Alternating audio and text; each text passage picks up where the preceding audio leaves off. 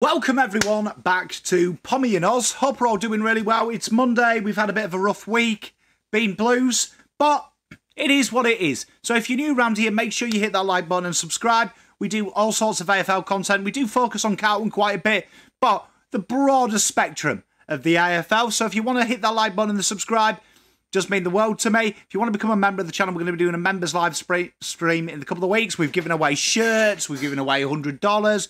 It's a nice little community, so you can help support the channel doing that. Link is in the description there. We've got new merch as well. It looks really schmick. I'm not wearing it today because I've had a headache, hence the glasses and the comfy pink hoodie. So we're going to be talking about the VFL today, so we'll cover a little bit of what Richmond did and what Carlton did. But obviously, VFL, Carlton won by 9 against the Tigers in what was really a tight game. It was a tight game. However, I would say it's fair to say Carlton did have a little bit of control throughout the game. It was a weakened Tigers, it has to be said. Thompson Dow, he was industrious, got around the ground really well, had a few clearances when they were really under the cosh with the ruckman. Showed some glimpses, slotted across half forward quite nicely. I didn't mind Thompson Dow's game, actually. I'm a big fan of old Thompson.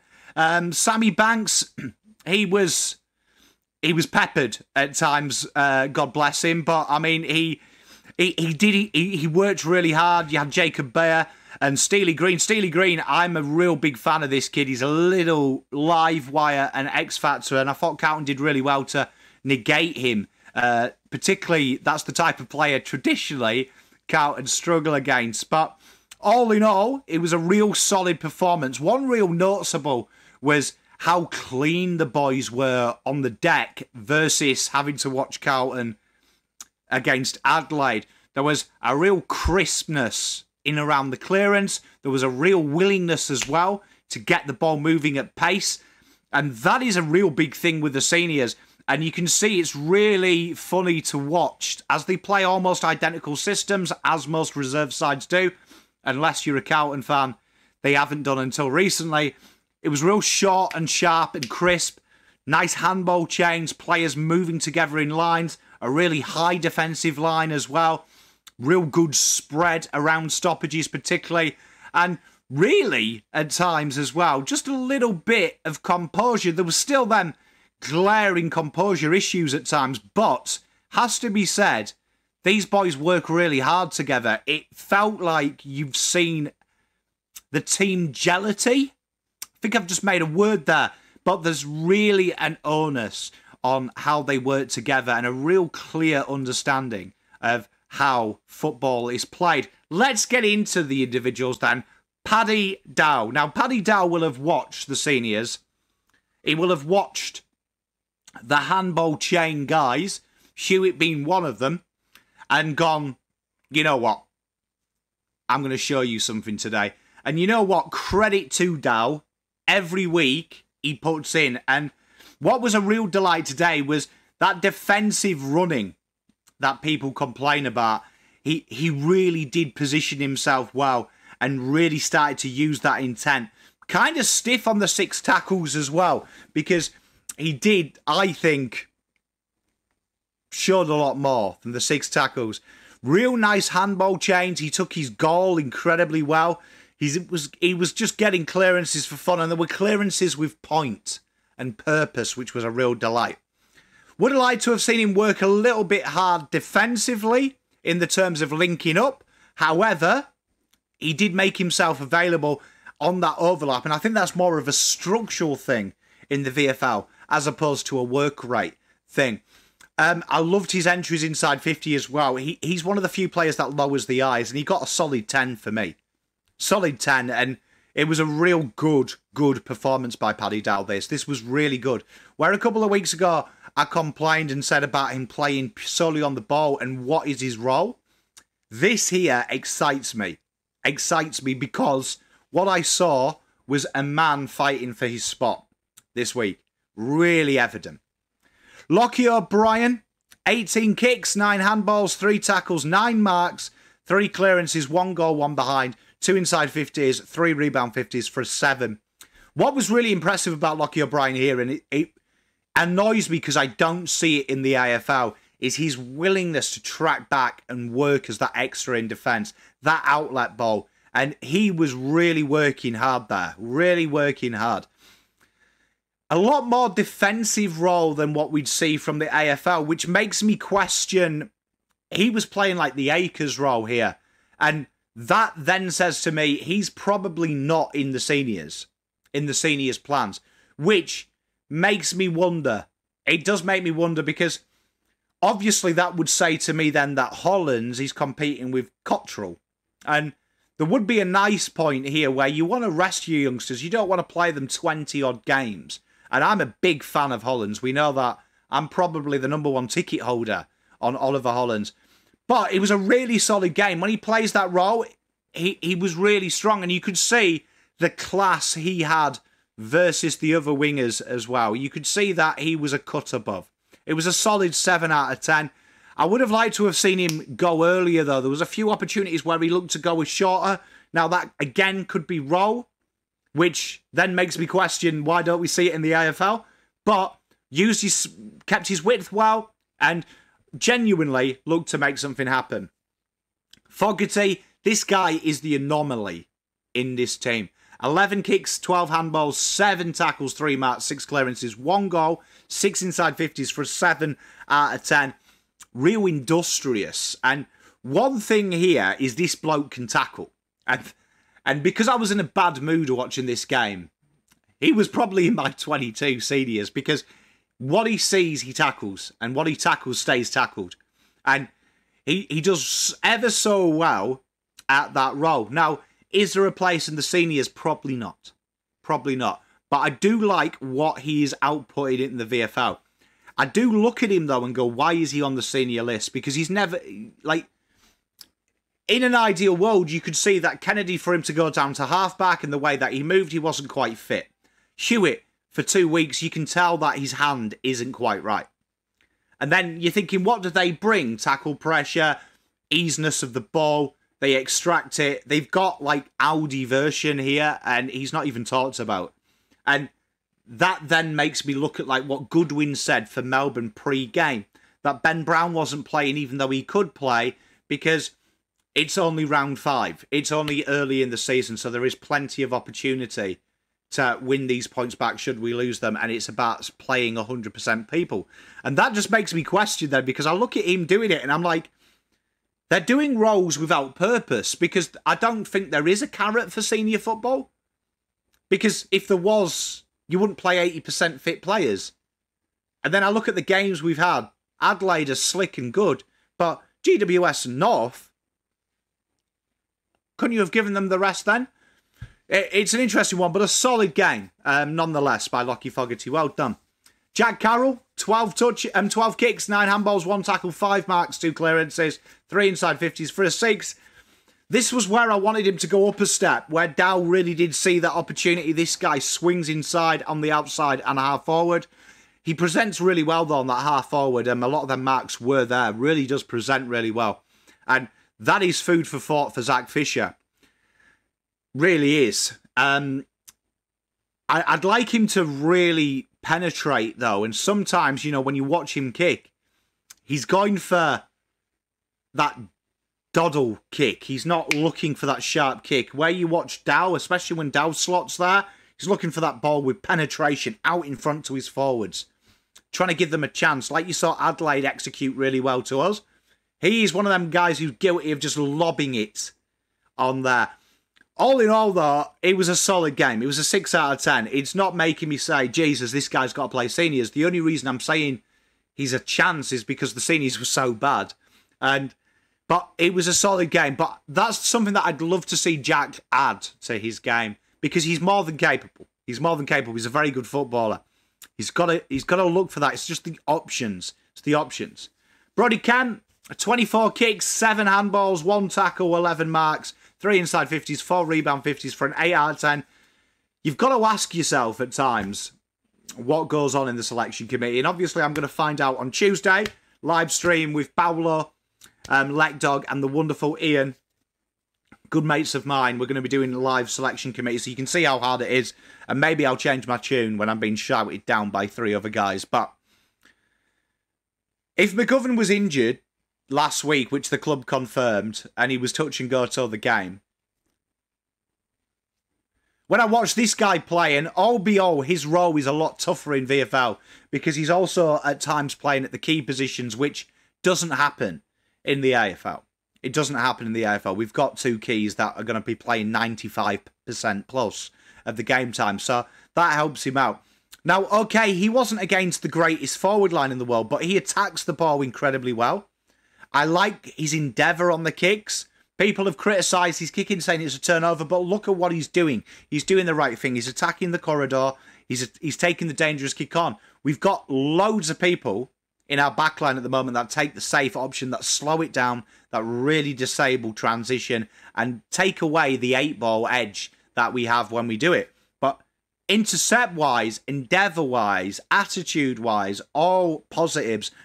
He baffed the guys he was on, to be fair. He absolutely baffed them. And a solid 8 out of 10.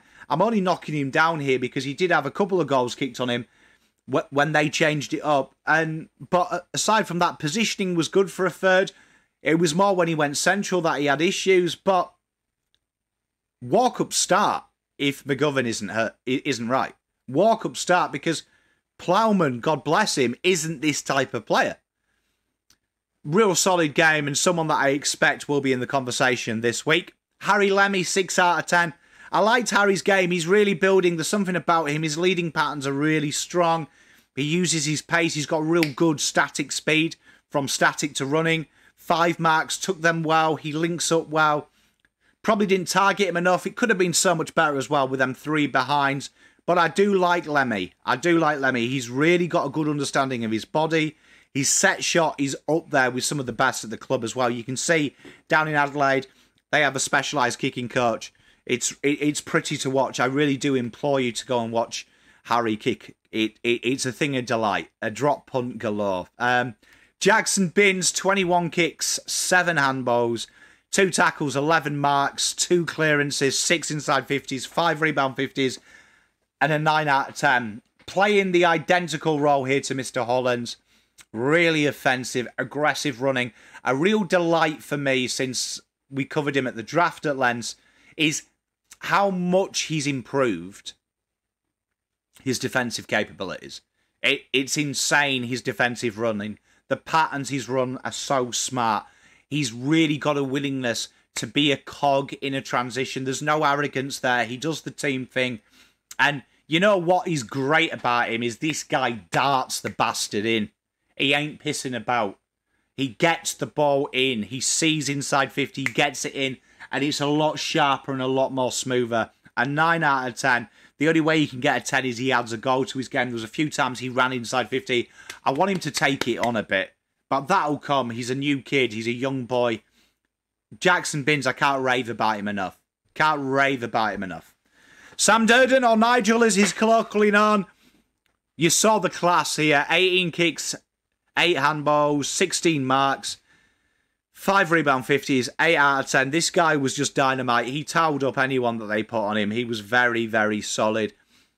Playing that deeper role, that last line of defence, but he's also willingness when he went to centre-half back to take the game on, and he's just a wall. He's a wall of reliability, and what I like about this guy is when he takes their marks as well, no messing about, no taking 30 seconds, no delaying it. He's looking for the switch if there's nothing on in the corridor. He's willing to play it. He makes a decision quick. I really like Sam Durden. I really do like him.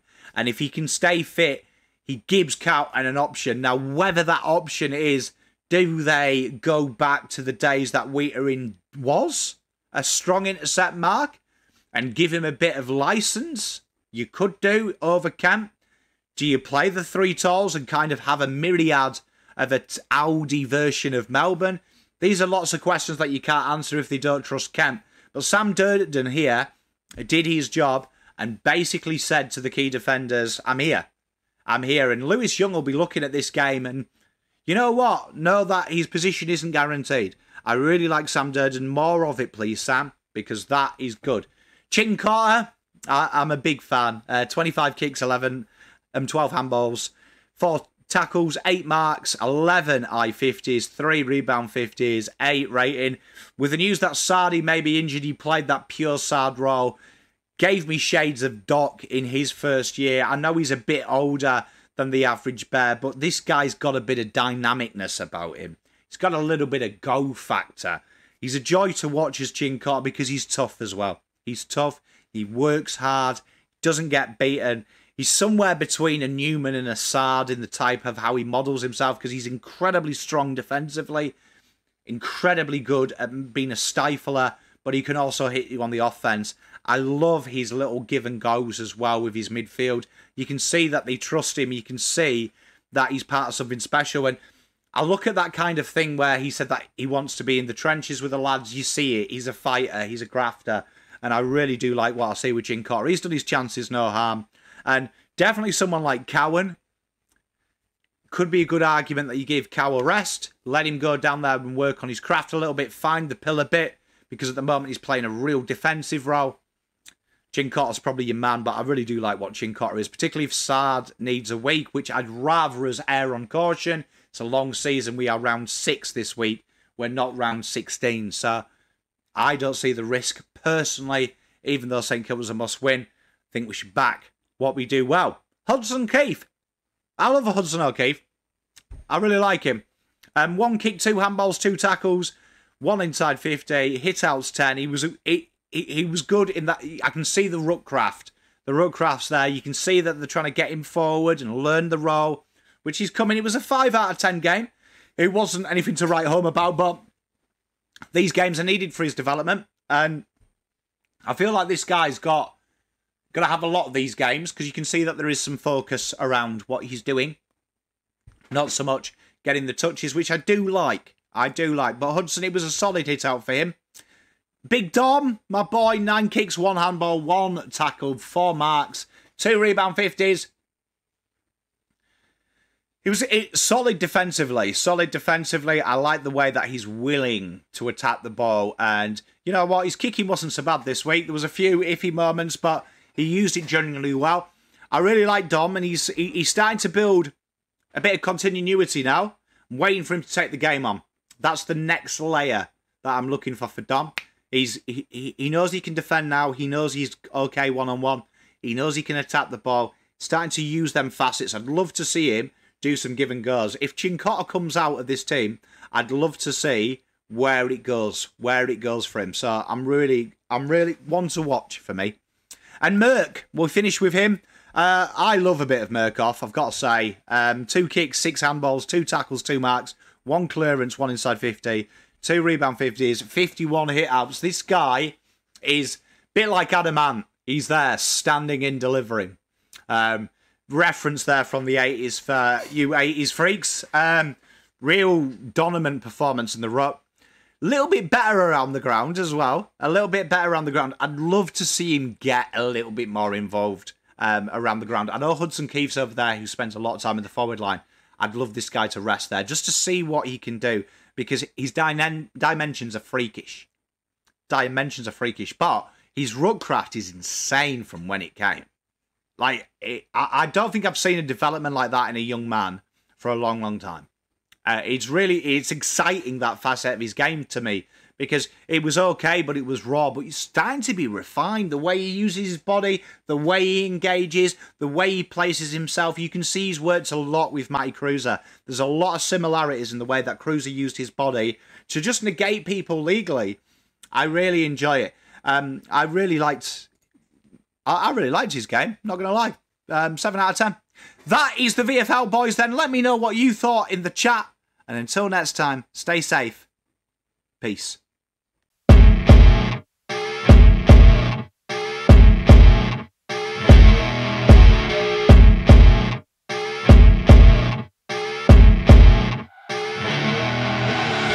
I see her rolling up, Uber black Cadillac, high heel boots and a sexy body full of tats. Baby's bad, oh baby's hella bad.